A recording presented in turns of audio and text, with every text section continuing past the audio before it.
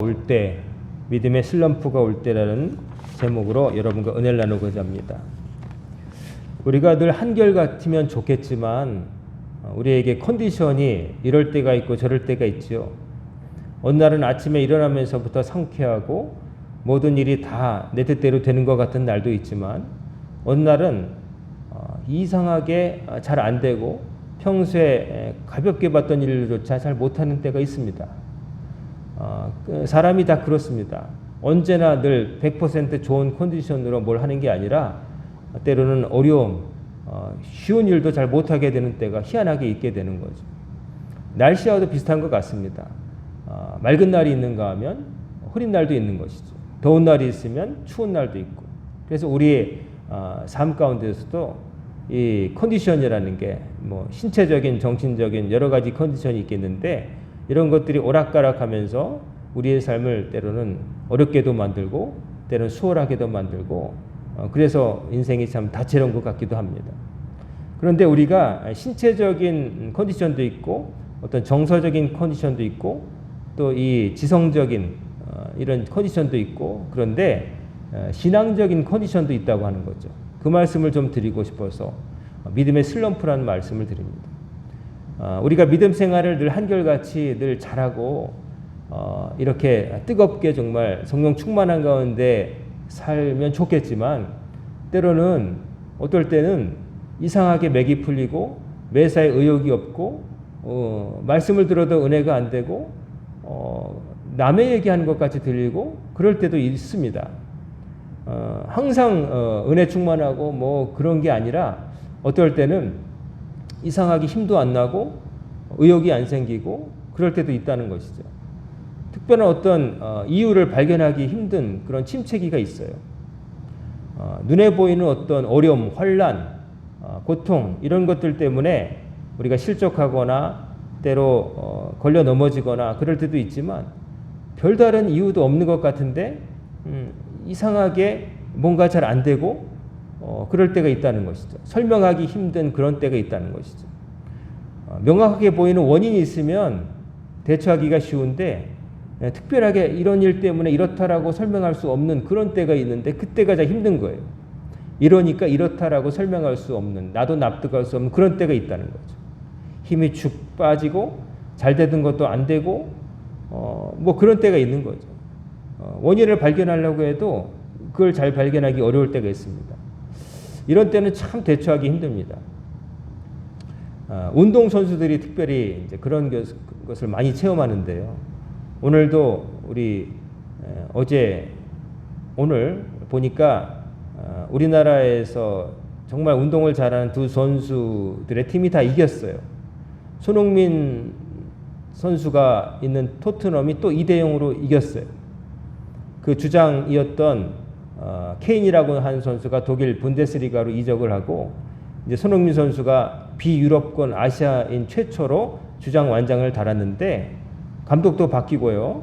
여러 사람들이 잘 될까? 케인이라고 하는 스타 플레이어가 없는 상태에서 주장마저도 백인도 아니고 아시아 선수가 되고 감독도 대단한 리그가 아니라 호주 출신에다가 일본을 거쳐서 저 스코틀랜드 리그 좀 하위의 리그 감독했던 사람이 감독이 됐는데 전임 감독들은 대단한 사람들 될까? 그랬는데 오히려 뚜껑을 열어보니까 오히려 성적은 더 좋은 거예요. 그래서 손흥민 선수가 주장 완장을 차고 나간 두 경기에서 2대0으로 다 이겼습니다. 손흥민 선수는 골을 못 넣었지만 희한하게 다른 선수들이 활발하게 자기 역할을 감당하고 또 편하게 그 스타급 선수와 스타급 감독이 있을 때보다 편안하게 제 역할을 감당하면서 골을 넣었어요. 또 유현준 선수도 자기 팀이 3연패를 해가지고 이번에는 지면 안 된다 하는 불안감 속에 마운드에 올랐는데 오늘도 5이닝 동안 잘 던져가지고 3점을 내주긴 했지만 그 중에 2점만 자기가 홈런으로 맞고 나머지 플러스 1점은 자기 팀 선수들이 실수를 해서 1점을 줘서 자기 책임이 아닌 걸로 해서 5이닝 2자책점 해서 또 팀이 또 이겼어요. 그 우리나라 선수들이 저하고 직접적인 그들이 이긴다고 해서 저에게 뭐 보너스를 주는 건 아니지만 기분이 좋았습니다. 이겼다는 거. 이겼는데 참 그 승패를 보면요 희한해요. 이기기 힘들 것이다 라고 예측했는데 이기고요. 이번엔 이길 것이다 하는데 지고요. 사람들의 예측대로 잘 되지가 않아요. 그래서 별로 기대하지 않았는데 어떤 사람이 잘해가지고 이기기도 하고요. 이거는 낙승이다, 이길 거다 했는데 이기지 못하는 때도 있는 거예요. 스포츠를 보면은 선수들이 매일매일 똑같지를 않아요. 어느 선수가 어느 날에는 미친 듯이 잘해요. 근데 어느 날은 정말 저 선수 맞나 싶을 정도로 실수를 하고 못할 때가 있어요.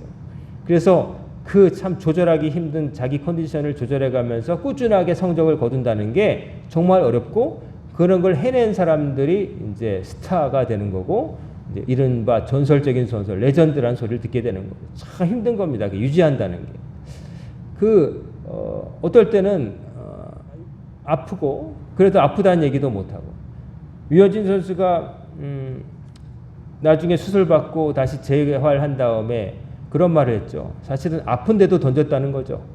컨디션이 좋지도 않은데도 그런 얘기 못하고서 아픈데도 던졌다는 거예요. 근데 이번에 수술받고 아프지가 않다. 그래서 이제 던지는 거라는 거예요. 그 사실은 자기 컨디션이 항상 똑같지 않음에도 불구하고 그 얘기를 다 할 수가 없어요.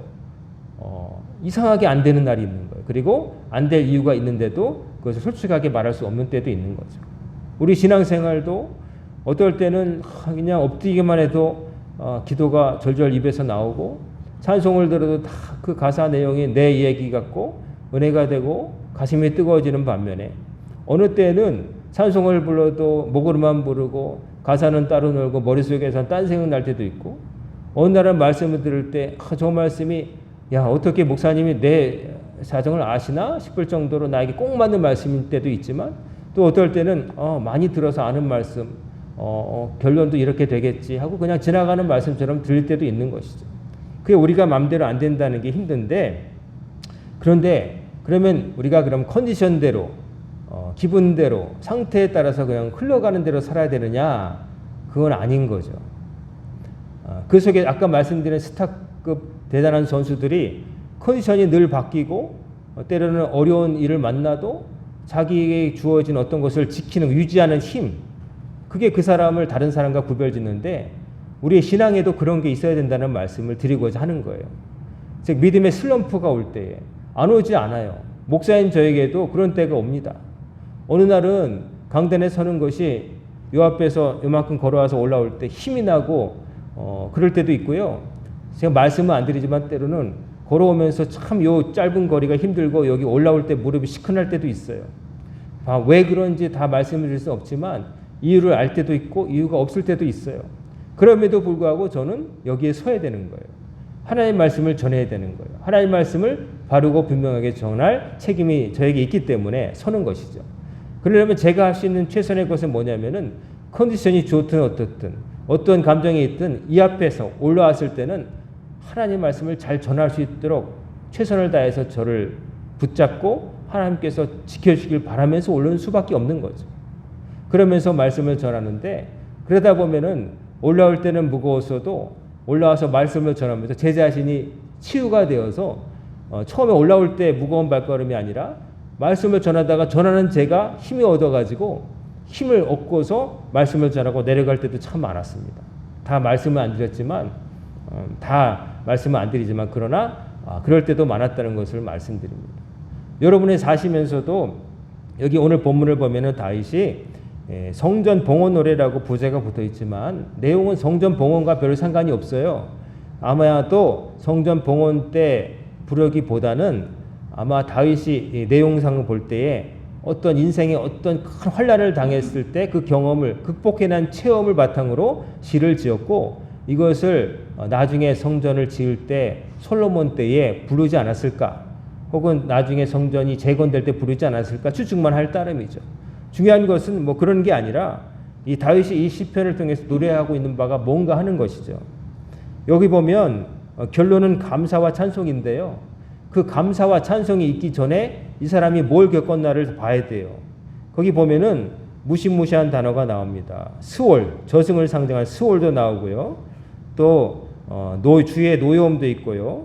또 주님께서 자기의 얼굴을 가리시는 그런 순간도 있었다고 말하고요.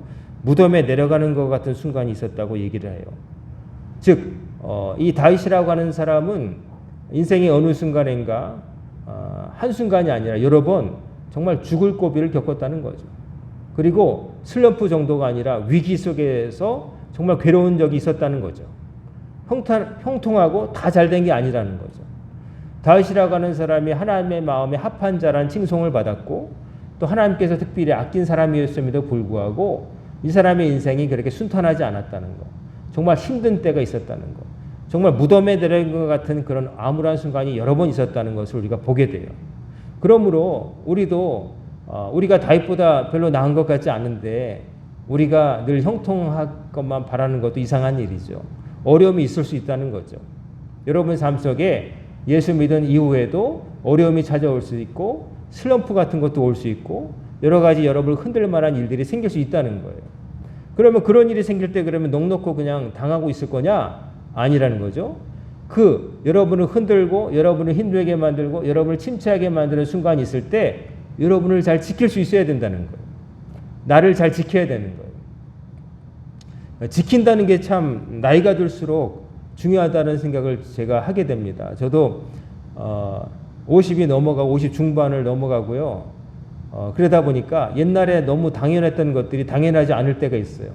예를 들면 자고 나서 아침에 일어날 때에 이게 젊을 때는 어릴 때는 제가 제 몸을 의식하지 않고 그냥 일어났어요. 일어나면 그냥 일어나 있어요. 제가 어떤 동작, 무릎을 굽히고 뭐 땅을 짚고 이런 동작이 전혀 신경이 안 쓰였어요. 보면 일어나 있어요. 근데 지금은 땅을 어떻게 짚어야 덜 아프지 않게 힘들지 않게 일어날까 다 의식하고 일어나요. 어느 순간 그렇게 됐어요. 그리고 눈도 노안이 와서 잘 안 보이니까 이제 뭐 하려면은 안경부터 찾아야 되는 거예요. 저는 그래도 하나님의 은혜로 젊은 시절 이제까지 안경 없이 살았다가 노안이 오니까 안경 없으니까 핸드폰도 보기 힘들고요. 책은 진짜 못 봅니다. 약병에 있는 글씨는 전혀 못 보고요. 언제 이러다가 어떻게 이렇게 됐나 싶을 정도로 당연했던 것들이 당연하지 않게 되는 것을 보게 됩니다. 어르신들이 막 하신 말씀 듣고 남의 얘기라고 생각했는데 그게 남의 얘기가 아닌 거예요.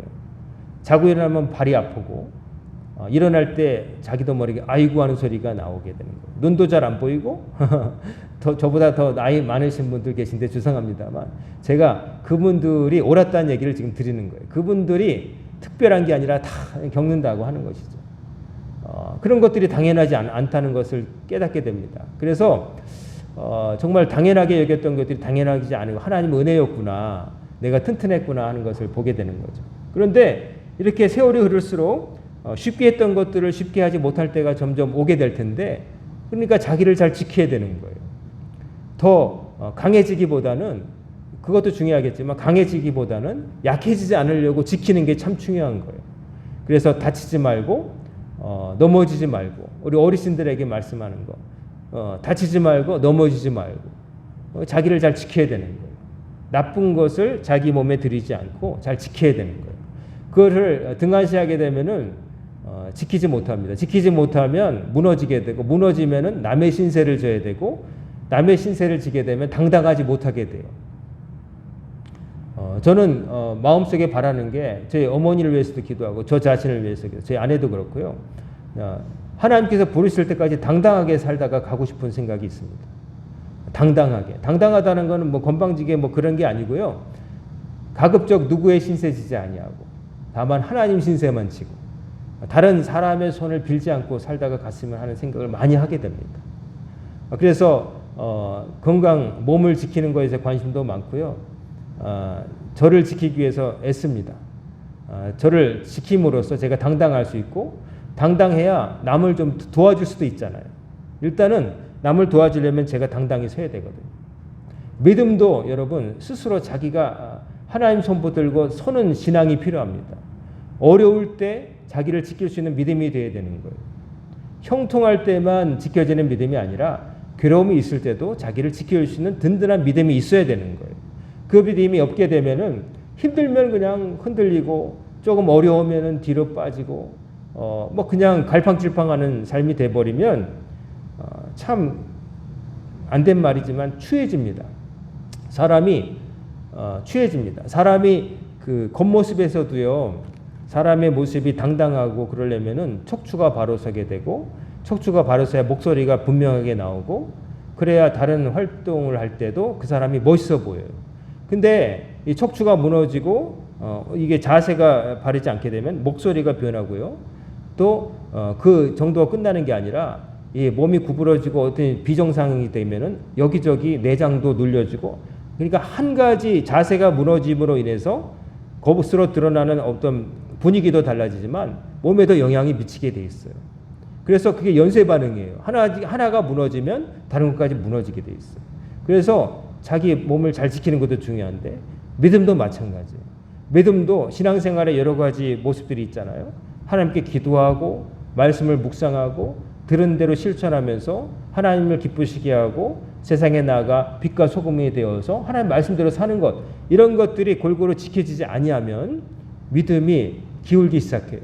기울기 시작하면 그 믿음이라는 것이 자기를 지키는 믿음이 아니라 껍데기만 남게 되는 거예요. 그 믿음은 아무짝에도 쓰임이 없어지는 게 되는 거예요. 어려울 때 나를 지킬 수 있어야 되는데 나를 전혀 지켜주지 못하는 허수아비가 되는 거예요. 하나님을 믿는다고 하는 것은 뭐냐면은 하나님을 믿어서 내가 강해지고 나를 지킬 수 있다고 하는 거예요. 나를 지키지 못하게 되면 누구도 나를 지켜주지 못해요. 하나님 붙들고 내가 나를 지켜야지 남이 나를 지켜주지 없어요. 내가 아플 때 남이 대신 아파줄 수 없는 거예요. 공감하고 안 됐다 말할 수 있지만 그러나 내가 아픈 것만큼은 아픈 거 아니에요. 의사가 나의 몸을 보면서 진단하지만 그 의사가 내가 아픈 것을 진짜 느낄 수는 없는 거예요. 좋은 의사는 어떤 의사냐면은 환자가 앓는 병을 알아본 사람이 진짜 좋은 의사예요. 환자를 대할 때 차갑게 이거 진통제 맞으면 돼요. 이렇게 하면 돼요. 말은 할 수 있죠. 근데 환자가 얼마나 아픈지를 아는 의사는 그렇게 말 안 해요. 제가 겪어봐서 아는데요. 이거 여기가 그렇죠? 그래요. 저도 그렇게 말할 수 있으면 그 정말 따뜻한 마음으로 환자를 이해하고 처방하는데 그냥 책에서만 보고 이 병에는 무슨 약을 투여해야 되고 어떤 수술해야 된다 이렇게만 한 사람은 그냥 차갑게 진단하고 차갑게 이제 대응하게 되는 거죠. 내가 나를 지킬 수 있어야 돼요. 다른 누가 나를 알아줄 수 없어요. 다윗이 하나님께서 자기를 여기 1절에 나를 끌어내사, 이 끌어내사라고 하는 말이 조금 이 번역이 좀 마음에 안 드는데 끌어내는 게 아니라 끌어올리사라고 번역해야 돼요. 원래 히브리어 뜻이 이렇게 우물 안에 있는 뭔가 아래에 있는 것을 위로 올린다는 뜻인데 끌어내니까 무슨 뭐 누구를 어디 데서 밖으로 끌어내서 안 좋은 어감이 나는데 실제는 그게 아니라 끌어올리사, 즉 밑바닥에 있었던 위기에 있었던 그 다윗을 안전한 곳으로 높은 곳으로 끌어내 주셨다는 거예요. 그래서 원수로 하여금 나로 말미암아 기뻐하지 못하게 하십니다. 이 말은 뭐냐면은 다윗이 일생의 어느 순간인가 핀치에 몰려서 위기에 처해서 아주 낮은 곳에 처박혀 있는데 그 무덤 밑바닥에 놓인 것 같은 상황에서 하나님이 그를 건지셔서 높은 곳에 올려주셨다. 즉 구원해 주셔서 자기를 미워하고 죽이려고 했던 사람들이 다 잘됐다 하면서 의기양양하게 못하게 하셨다는 거예요. 하나님께서 내 면을 채워주시고 나를 구원해 주셨다는 그 얘기를 하고 있는 거예요. 그리고 그렇게 된 일이 그럼 저절로 된 거냐? 그게 아니고 2절에 보면은 여호와 내 하나님이여 내가 주께 부르짖음에 나를 고치셨나이다. 밑바닥에 처해지고 자기가 자기를 지키기 힘들 때 뭐 했냐면은 하나님께 주께 부르짖었다는 거예요. 뭐 했다는 거예요? 하나님 믿고 기도했다는 거예요. 이게 나를 지키는 방법이에요. 내가 나를 지킬 수 없는데 나보다 강하신 하나님께 부르짖어서 하나님께서 능력을 주셔서 나를 건져주신다는 거예요. 이게 신앙생활이에요. 어려울 때 내 힘으로 다 극복할 수 있다는 게 아니라 나는 극복할 수 없지만 나는 문제도 잘 모르고 나는 해결책을 알 수 없지만 전능하신 하나님께 의지할 때에 하나님께서 능력을 주셔서 나로 하여금 일어서게 하신다는 거예요. 그래서 이게 우리를 지키는 거예요. 신앙생활은 뭐냐면은 나를 지키는 거예요. 누구 힘 빌어서요? 하나님 힘 빌어서. 그러려면 하나님 힘을 빌려면 하나님께 호소를 해야 돼요. 가만히 있다고 입에 감 떨어지시 그런 게 아니라는 거예요. 하나님께 부르짖어서 기도했더니 나를 고쳐주셨다. 다윗은 이걸 체험한 거예요. 인생에서. 그래서 하나님을 기억하고 하나님을 찬송하겠다는 거예요. 여기 보면은 다윗이 힘들었던 순간에 대한 묘사들이 많아요. 여호와여 주께서 내 영혼을 스올에서 건져내어 나를 살리사 무덤으로 내려가지 아니하게 하셨나이다. 즉 스올, 저승, 즉 정말 아주 비참한 자리까지 죽을 위기까지 처했던 적이 있었다는 거죠. 자기 삶 속에. 그런 때가 있었는데 거기에서 끌어올리셔서 살리셔서 이 무덤에 들어가지 않고 살아나게 하셨다. 하나님이 나를 위기에서 건져주셨고 지켜주셨다는 거예요. 뭘 했더니 하나님께 부르셨더니 하나님 의지에서 살아나는 거예요. 그게 우리가 기도하는 이유고요. 하나님을 의지할 수밖에 없는 이유인 거예요. 다른 거 없어요. 우리는 혼자 힘으로 뭘 할 수가 없어요. 혼자 힘으로 다 할 수 있을 것 같지만 혼자 힘으로 할 수 있는 게 별로 없어요. 우리가 할 수 있는 게 참 없어요. 할 수 있는 것도 많지만 인간이 힘을 모아서 해낸 것을 보면 대단하지만 그러나 여러분 요즘 영화 오펜하이머 원자폭탄의 아버지 얘기가 나온다는데 그걸로 폭탄 2개를 만들어서 히로시마와 나가사키에 떨어뜨려가지고 수십만 명이 다 죽었어요. 사람은 그렇게 한 번에 수십만 명을 죽일 수 있는 무기도 만들 수 있지만 사람 한 명을 살릴 수 있는 능력이 없어요. 개미 한 마리를 죽였다가 살릴 수 없어요. 사람은 수십만 명 죽이고 100만 명도 죽일 수 있는 폭탄도 있지만은 그러나 사람 한 명을 살릴 수 있는 능력은 인간에 없단 말이에요. 할 수 있는 것 같지만 할 수 없는 게 작은 일도 할 수 없는 게 인간이에요. 그 인간이 내가 뭘 할 수 있다? 아유 말도 안 돼요. 그 다음 일을 예측할 수 있다? 말도 안 돼요. 모르고 하는 거예요. 모르지만 막 하는 거예요. 근데 그 무모함 속에서 우리는 하나님 아니면 안 된다는 걸 깨닫는 사람들이 지혜로운 거예요. 소크라테스가 했다는 말 너 자신을 알라. 소크라테스가 혼자 한 말이 아니라 이미 옛날부터 있었던 말을 인용한 건데 너 자신을 알라. 내가 어떠한지를 알라는 거죠. 내가 어떠한지를 아는 거. 소크라테스라고 하는 철학자가 위대한 것은 나는 내가 모른다는 것을 안다. 이걸 발견했기 때문이라고 얘기하죠. 즉 나는 모른다는 것을 적어도 다 알지 못하는 걸 나는 안다. 그것부터 시작되는 거예요. 신앙적으로 말하면 우리의 신앙의 출발은 나는 무능하다는 것을 깨달았다. 하나님 없이는 나는 아무것도 아니라는 걸 깨달았다. 여기서부터 출발하는 거예요. 나의 부족함, 나의 무능함을 깨닫고 하나님을 찾아가는 여정이 바로 신앙인 거예요. 하나님을 찾아가면서 하나님께 부르짖는 거예요.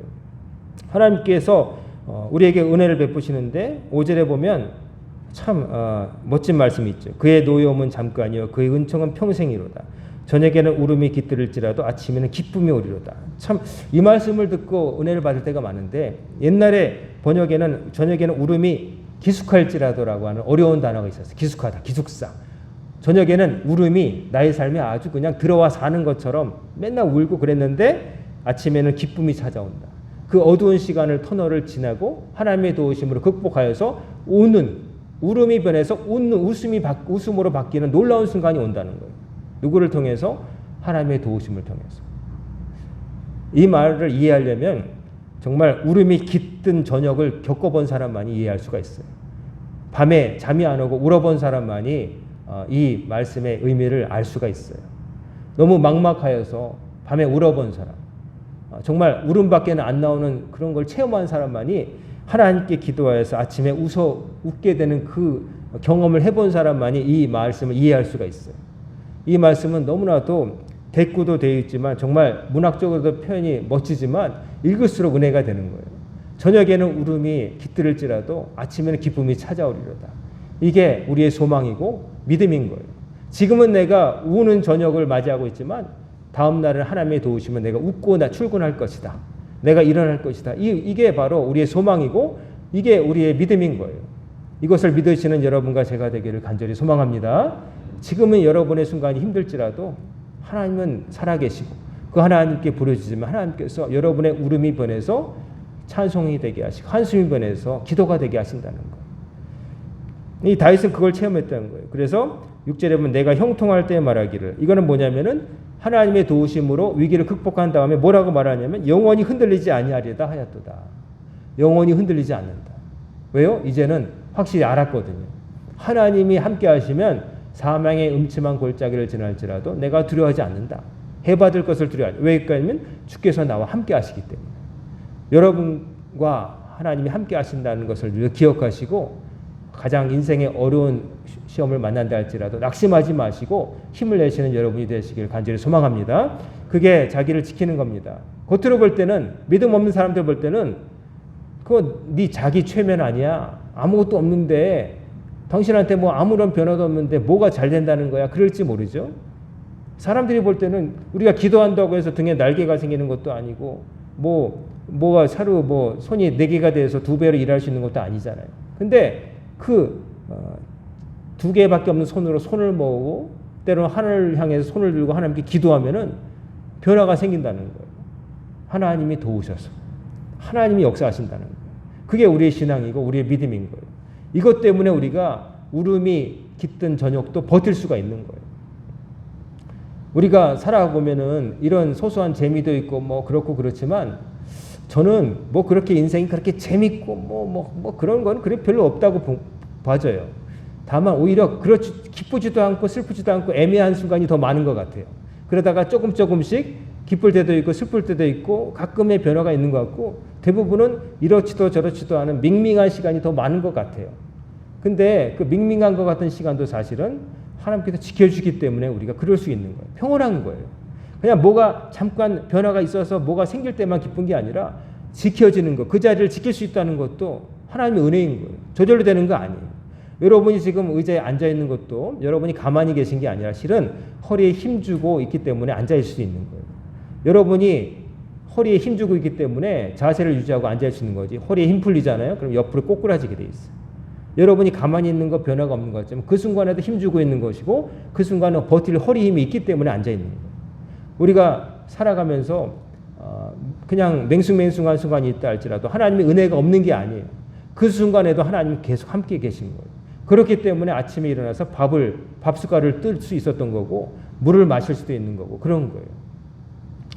제가 부목사로 있을 때 무슨 행사가 있었는데, 교회 나이 많으신 성도님들 모시고 이제 치매 예방, 뭐 체조 같은 것을 이제 강사를 모셔다가 이제 하게 됐는데, 그 중에 제가 인상 깊게 충격받은 게 뭐냐면은 뭐 손가락으로 뭐 이렇게 하고 뭐 이런 것도 있는데, 침을 삼켜보라는 거예요, 강사가.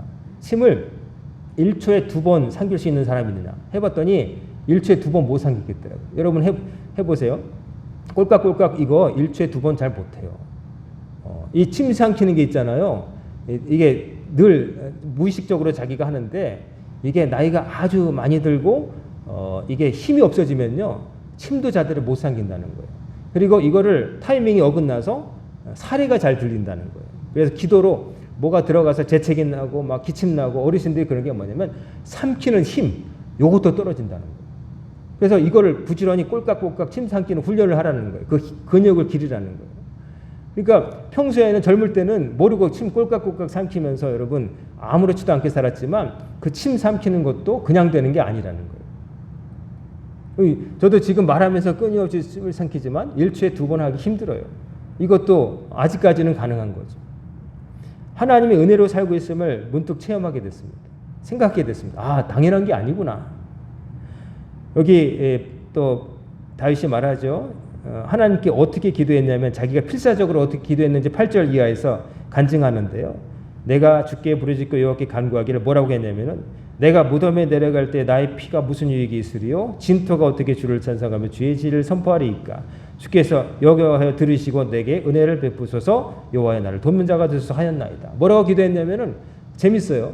다윗이 하나님께 뭐라고 기도했냐면, 하나님, 제가 피를 흘려 죽는다고 해서 하나님께 무슨 유익이 있습니까? 제가 죽어서 먼지가 되면 누가 하나님을 찬송하겠습니까? 그러니 저를 살리셔서 제가 살아있는 동안에 입을 놀려서 하나님을 찬송하게 하고 하나님을 드러내게 해주세요. 저를 써주세요. 라고 매달려서 기도했다는 거죠. 하나님 보실 때는 참 얼토당토 하는 거죠. 네가 뭔데 너 하나를 뭐 그렇게 대단하게 생각하면서. 근데 다윗의 기도를 하나님 미워하지 않으신 거예요. 다윗은 하나님 저를 살려주시면 살아있는 동안에 입을 열어서 하나님을 증거하고 하나님을 높이겠습니다. 저를 그러니 살려주세요. 이렇게 기도했다는 거예요. 하나님이 그 기도를 들으셨다는 거죠. 그래서 다윗은 입을 열어서 이 찬송시를 많이 지은 거예요. 오늘도 우리가 읽고 읊조리고 있잖아요. 다윗은 하나님께 이렇게 기도하는 거예요. 어려울 때 하나님께 부르짖은 거예요. 하나님, 저를 살리셔서 좀 써주세요. 저 죽어 없어진다고 하는데 하나님께 무슨 플러스가 돼요? 저를 살리셔서 제가 하나님의 은혜를 찬송하며 다니게 해주세요. 그렇게 매달려서 기도했는데 하나님이 정말 기특하게 보시고 살려주셨다는 거예요. 여러분도 하나님께 기도하실 때 그냥 살려만 달라고 하지 마시고 살려주시면 뭘 하겠습니다. 약속을 하시길 바랍니다. 그냥 살아남는 게 목적은 아니잖아요. 살아남아서 뭘 할 거냐? 뭘 할 거냐 중요하잖아요. 그냥 숨 쉬고 있다고 살아있는 건 아니잖아요. 살아서 뭐 할 거냐? 뭘 할 거예요? 하나님의 영광을 드러내는 거예요. 나 같은 어려움을 당한 사람들에게, 하나님을 만나지 못한 사람들에게 하나님 살아계시니 당신도 하나님 만나. 그 일본의 어떤 여자가 쓴 책 제목, 그러니 당신도 살아. 그 여자가 야쿠자의 아내가 되어서 비참하게 살다가 죽을 각오를 하고 뭐 그렇게 살았다가 나중에 변호사가 됐나요? 어쨌든 인생이 바뀐 수기 제목인데, 그러니 당신도 살아. 나 같은 사람도 이렇게 힘들었는데 희망을 가지고 살았으니 자살을 꿈꾸는 자여, 소망을 잃은 사람들이요, 그러니 당신도 살아. 나보단 낫지 않느냐. 이렇게 뭐 쓴 거라는데, 우리가 살 이유가 있는 거예요. 아무리 어려워도 하나님께서 여러분을 도우시는 자가 되시면 여러분 살아날 구멍이 있다는 거예요. 낙심하지 마시라는 거예요. 그것이 여러분을 지켜줄 거예요. 남들이 볼 때는 그게 뭐가 있어 그럴지 모르지만 믿음이 없는 사람에게는 그게 자기 암시 같고 자기 체면 같겠지만, 그러나 믿음은 역사합니다. 믿음이 있고 없음에 따라서 사람이 달라지는 거예요. 겉으로 드러나는 게 아니라 그 보이지 않는 그 믿음이 그 사람을 강하게 만들고 그 사람이 하지 못할 일을 하게 만드는 거예요. 하나님께 기도하는 사람, 여러분, 기도는 하나님께서 들으시는 거예요. 기도는 하나님께 들으시는 거기 때문에 간절하게 해야 되는 거고, 여러분에게 필수적인 것이고, 또 기도는 여러분 남에게 맡기지 마시고 여러분이 기도하세요. 남에게 맡기지 마시고 여러분이 기도하세요. 다른 사람이 밥 먹어서 배부르지 않다는 거 아시잖아요. 여러분이 기도하셔야 되고 여러분이 많이 기도하셔야 돼요. 양이 일단 있어야 돼요. 어쩌다 한번 뭐 하고 끝나는 게 아니라 자주 해야 되는 거예요. 뭐든지 자주 하는 사람이 이기게 돼 있어요. 어쩌다 한 번 하는 사람이 뭘 잘할 수 없어요. 매일 하는 사람이 달인이 되고 거기 능숙하게 되는 거예요. 기도도 마찬가지예요. 하나님께 한 번 구하고 끝나는 사람하고 3번 날마다 구하는 사람하고 어느 기도를 하나님 들어주시겠어요? 뻔하잖아요. 근데 그 기도를 하나님께 우리 부르셔야 되는데, 하나님 아니면 우리 답이 없는데 몇 번 하고 그만둔다. 그러고서 응답을 바란다. 그건 이상한 일이에요. 아무리 생각해봐도 이상한 거예요. 자주 하셔야 돼요.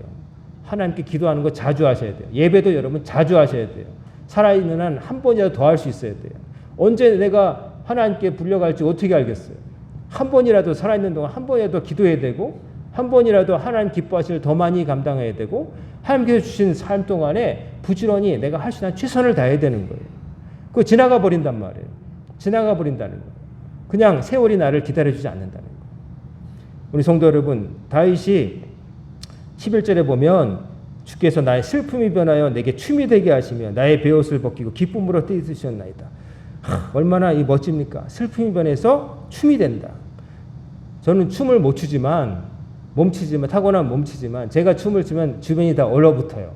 그렇게 어리석한데 이 몸이 안 되는데 아무리 그래도 정말 기쁘면은 어깨춤은 나와요. 사람이 춤이라는 게 자연스러운 거잖아요. 노래처럼 기쁘면 춤이 되는데 다윗이 춤을 멋지게 춘 때가 있잖아요.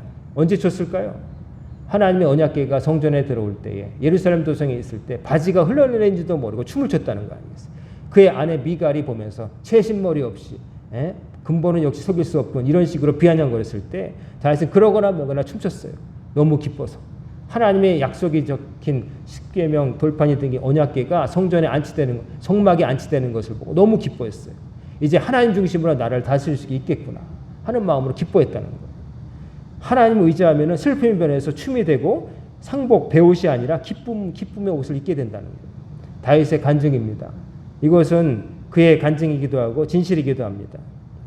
여러분 오늘도 나오셨습니다. 여러분 지금 앉아서 다 계신데 여러분의 삶을 저는 속속들이 알지 못하고 여러분이 어떤 어려움을 겪는지 잘 모르지만은 그러나 사람은 다 누구나 어려움이 있습니다. 분야만 다를 뿐 다 걱정거리가 있어요. 근데 그림자처럼 따라다니는데 그 그림자와 살게 돼 있는데 그 그림자에 덮어 씌워져서 어둠 속에 있지 마시고 그림자 너머에는 빛을 바라보시길 바랍니다. 하나님이 계세요. 하나님 의지하세요. 하나님밖에 답이 없습니다. 여러분이 뭘 할 수 있어요? 아니에요. 누가 해줄 수 있어요? 아니에요. 하나님밖에 없어요. 그걸 못 깨달으면 답이 없습니다. 그러나 그거 한 가지만 알게 되면은 여러분에게 모든 것이 불리하여도 역전의 구애말 투아웃 같은 때가 있다는 것을 기억하시고 하나님께 기도하시고 울음이 변해서 기쁨이 되고 춤이 되는 그런 기쁨을 다 누리시는 우리 성도님들 되시기를 주님의 이름으로 축원합니다. 아멘. 기도하겠습니다. 고마우신 아버지 하나님, 지난 한 주간도 저희들을 지켜주시고 새로운 한 주일 주님 앞에 나와서 머리 숙여 기도하고 찬송하고 말씀을 전하고 듣게 하심을 감사드립니다. 그 옛날 다윗이 가장 어려운 순간에 있을 때, 그에게 슬럼프를 넘어서 위기에 처했을 때 그가 믿음으로 극복했던 것처럼 저희들에게도 그와 같은 믿음을 주셔서 울음이 변해서 웃음이 되게 하시고 또 저희들이 아버지 하나님 춤이 되게 하시고 하나님을 찬송하며 살아갈 수 있는 나날들을 보낼 수 있도록 도와주옵소서. 오늘부터 시작된 한 주간도 주님께 맡깁니다. 저희들은 아무것도 할 수 없으나 모든 것을 할 수 있는 하나님께 믿고 맡기오니 하나님이 저희들을 모자람을 채워주시고 저희들의 무능함을 유능함으로 바꿔주시고 형통하게 하여 주시옵소서. 예수님의 이름으로 간절히 기도드리옵나이다. 아멘.